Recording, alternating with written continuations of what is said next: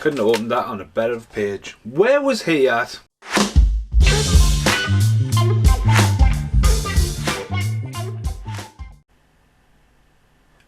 Hello and welcome to Review Rant Random. Now it's been a very long time since I've done a Review Rant Random, technically. I say technically because this video is getting released.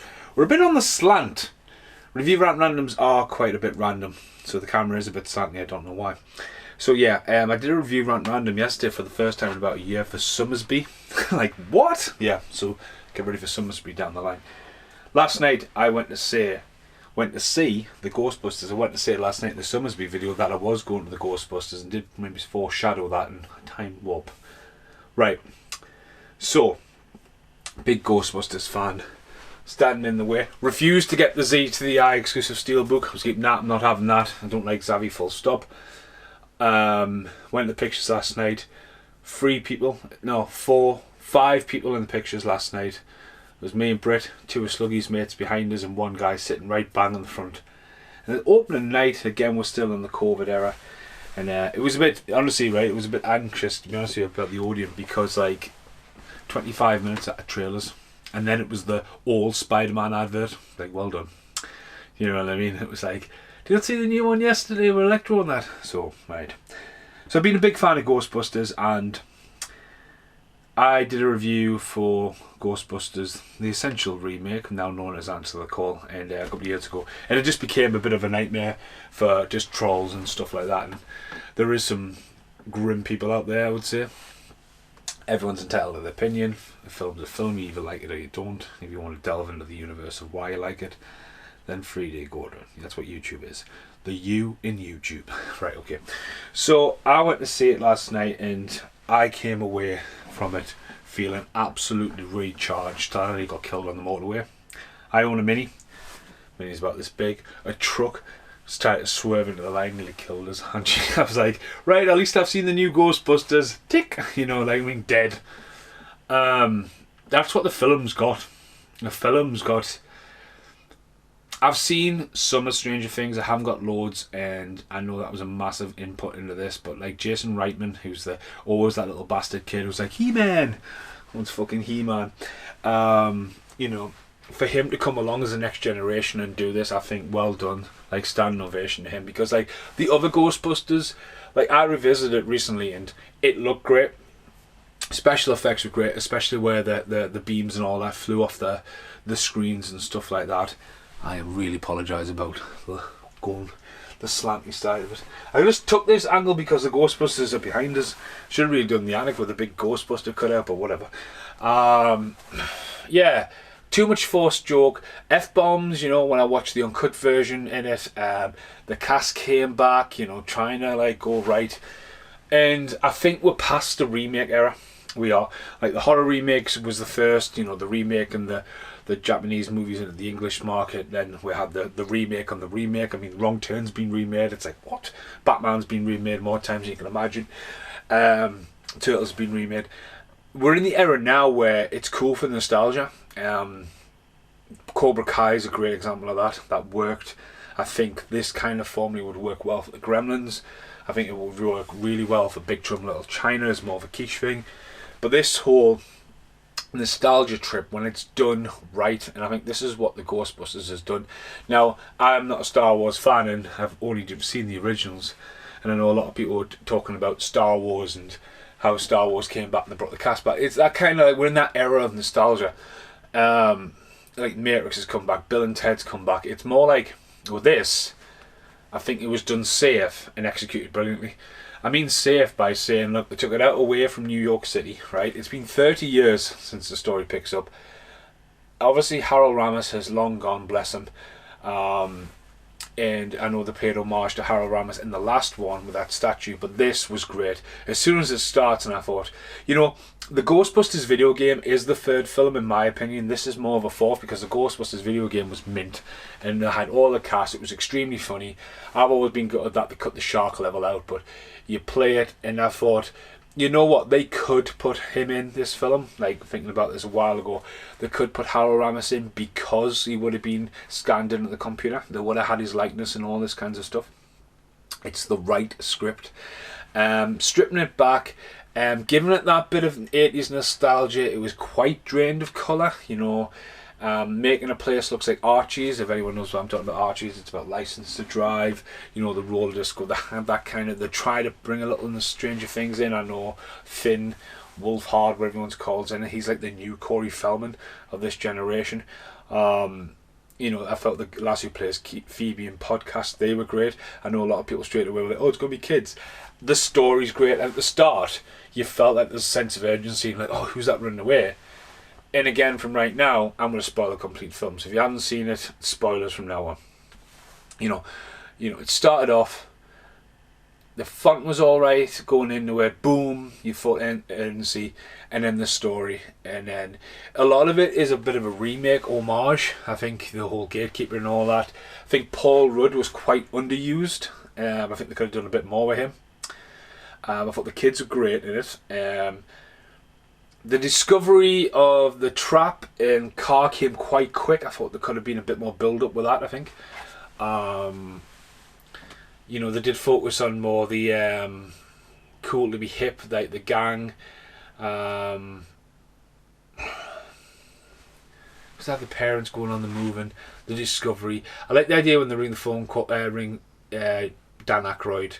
And Dan Aykroyd really hit it home seriously. I just recently watched Great Outdoors, and you forget how good Dan Aykroyd is as an actor. He hasn't been on the screen as much as he should, but he's the main man behind this. And as much as the remake gets a lot of hate, again, if you've got to think about this, what I think a lot of production behind this was, again, it's going to be the marketing, it's going to be the merchandise, it's going to be the pop finals.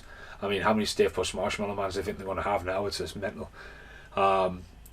But I think he did it grew. The story really hit home with Egon, even though it was a little bit left over. If Annie Potts was the mum, doesn't really explain who the mum is, you know what I mean? Because the whole Annie Potts coming in at the start and then appearing at the end, it's like, is she the mum? Should she have been the mum? Do you know what I mean? That would have been an interesting one. But you know, it moves on.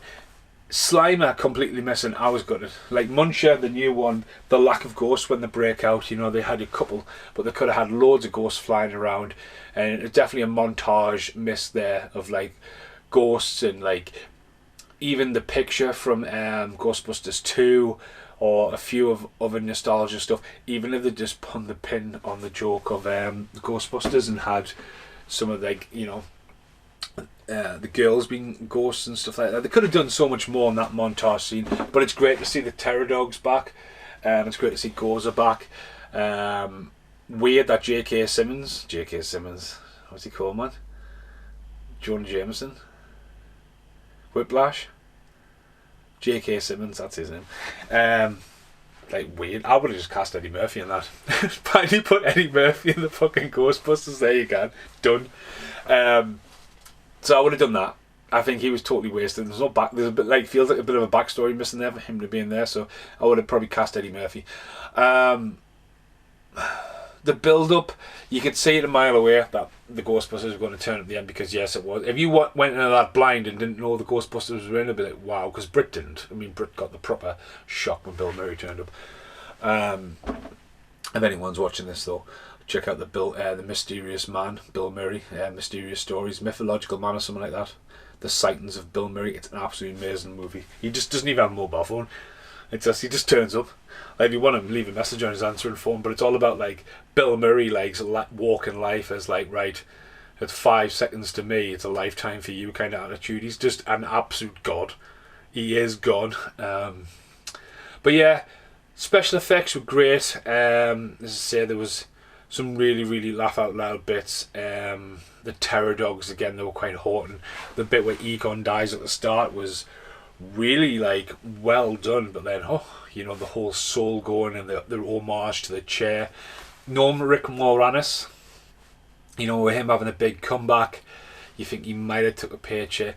Even like, you know, there could have been like, there's so much stuff you could chuck in there, but again, you're not making the movie. And again, they played it safe, they kept it isolated, they didn't have to worry about the cities. You know, it feels like almost the same town that the film 4 in, do you know what I mean? I need a horse. But I really, really enjoyed it. I love the homage to the scores. I love how they you know, they didn't have Fall Out Boy come in and cover the song. They kept the original song. And then the end, you know, I mean, I've talked to my friend Dave. He says, oh, there should have been a bit more of a build-up rather than a cold cut to the Ghostbusters just being there. But you could say, hey, flat top, and it's just like, boom. And Harold Ramis, just, it gave you chills. It gave you goosebumps. It gave you everything you wanted. And personally, like a big ending, like, you know, the story, I use that it all the time. You know, Gozer again and the Terror Dog thing. I think the end credits, it was great to have Sigourney Weaver in it. Again, it was a lot better than the Sigourney Weaver last time. But the very, very end, giving Ernie Hudson a lot more, but again, going back to Annie Potts with a coin, Annie Potts being the mum, and leaving it open. I don't think they should have left it open. I would eventually have Slimer come out the fucking the cage, but again, everyone's wanting trilogies and everything, you know what I mean? And it's just like, no, leave it as. I mean, they could really capitalise on doing one straight away, because I think the cast worked really well, and the sky's the limit. The ghosts are out and stuff like that. And Ernie Hudson, you know, just been left as this big tycoon and all this kinds of stuff. But coming out that pictures last night, yeah, I just was absolutely starstruck, blown away by it.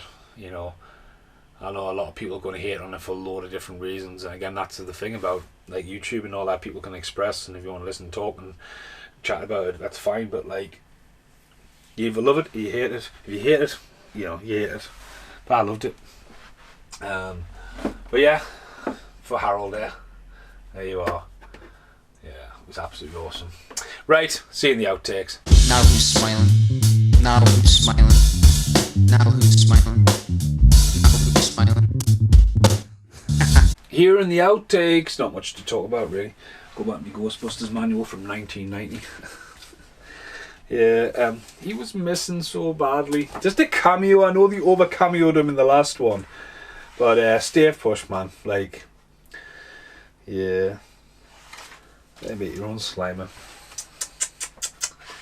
But yeah, I was literally having to review random for ages, and I did Spencer the Spirit Guide. He's just fucking everywhere.